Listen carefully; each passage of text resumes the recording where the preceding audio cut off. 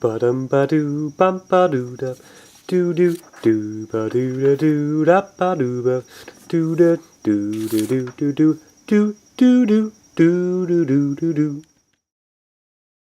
So what is Marxism? Right now you're probably saying to yourself, gee, I don't know. Well, that's okay. Marxism is all about this guy. No, not Santa Claus, but this guy. This is Karl Marx. Karl Marx was a political theorist and a critic of capitalism. Marx read history as the constant conflict between the upper, middle, and lower classes. Tension increases, according to Marx, as a system of exploitation forms, and the rich take more and more from the poor. Until finally, the gap between the rich and the poor is absolutely huge, and a rich man, like Bill Gates, and a poor man like, well, Jim, have absolutely nothing in common, and the result is rebellion. So, when the rich get too rich, bam, revolution. And what happens, you may ask, if the poor actually manage to overthrow the rich? Well, that's a good question. According to Mr. Marx, the intellectuals of society, that's right, will help form a socialism in which all things are equal and all possessions belong to all people. That sounds pretty good to a working class man. But does this have anything to do with books? Well, of course it does. Countless works of literature all reflected on class and economic conditions. Books like Animal Farm and Grapes of Wrath. Many works of literature, including Huckleberry Finn, all had an aspect of economic conditions. Hence, Marxism is a very appropriate lens to look at literature through. Remember, Marxism isn't necessarily about the Soviet Union. Instead, Marxism is about class, conflict, wealth, and the faults of capitalism.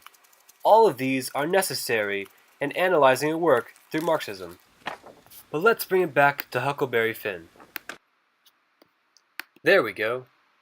At the beginning of Huckleberry Finn, Huck has more money than he could ever want. But After hearing of Huck's secret wealth, Pap feels that he deserves to be included in the share of the money.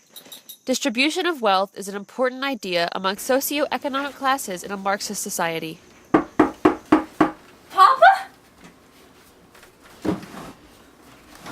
What? Now that you're in a higher socioeconomic class than I am with all that money, we need to even out the distribution of wealth like a classic Marxist society. But Judge Tadgett has it. Boy, I will give you a flogging. well, that's kind of what Pap said, I guess.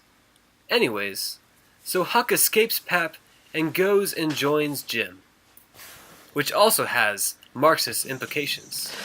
In a Marxist society, the lower class is ostracized and viewed rather poorly by other classes.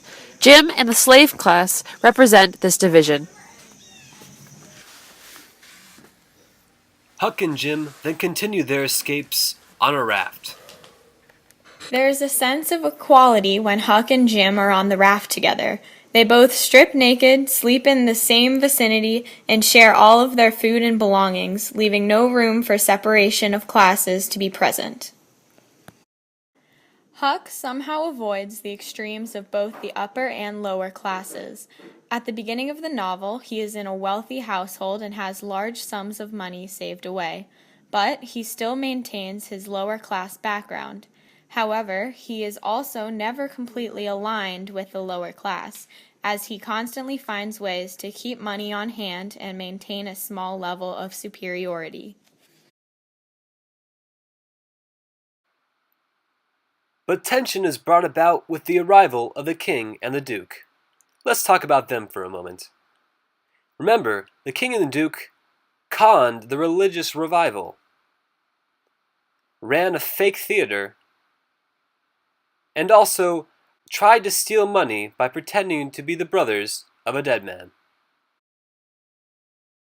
They truly represent all of the worst aspects of a capitalist society. They exploit other people for capital gain.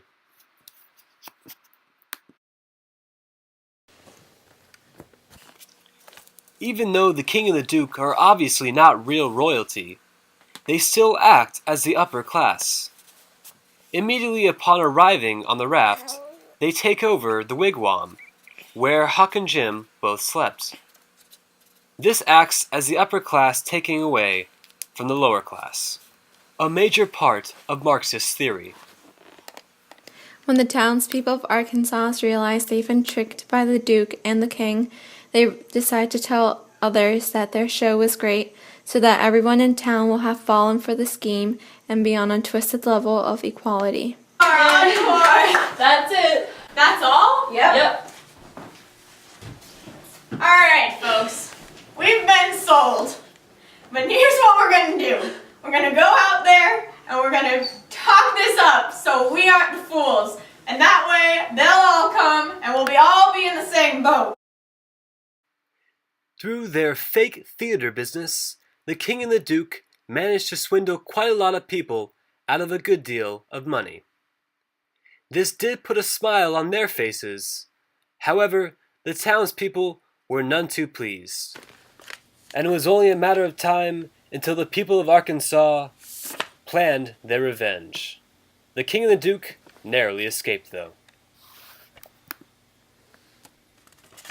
While Huck was initially complacent to the actions of the king and the duke, eventually, as their actions got worse and worse, he desired only more and more to rid himself of them.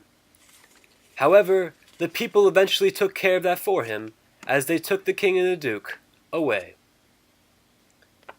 Huck, however, was not truly happy about the king and the duke's punishment. The long encounter with the king and the duke, however, did create a recurring theme about royalty in the novel. Jim even questioned the wisdom of the renowned Solomon of Scripture in the chapter Was Solomon Wise?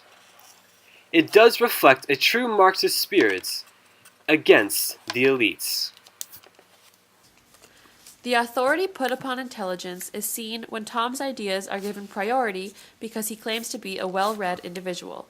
In a true Marxist society, those with educated intellect will lead the classes. Tom, your plan is... Hold up! I got a plan. And I'll tell you why, because I read books. I read whole ton of books. I'm intellectual, son. And here's what I'm going to do. I'm going to break that little boy out of that prison. Here's how. So Tom devised the plan on how to free Jim. And while his mind was clearly set on his adventure books, the very notion that an intellectual of sorts would lead such a revolutionary act, like escaping a slave, is very Marxist in character. In Marxism, those intellectuals are meant to be the leaders of that revolution, even though in this case it only got Huck and Jim in trouble. Ba-do ba-do da ba-do da ba-do do do do do do do do do do ba-do do do do do do do do do do do do do do do do boo do do do do do do. Marxism is the notion of economic determinism, that political and social structures are determined by the economic conditions of the people. Marxist criticism is a type of criticism which literary works are viewed as a product of work and emphasize the role of class and ideology, as they reflect, propagate, and challenge the prevailing social order. And oftentimes, that means revolution.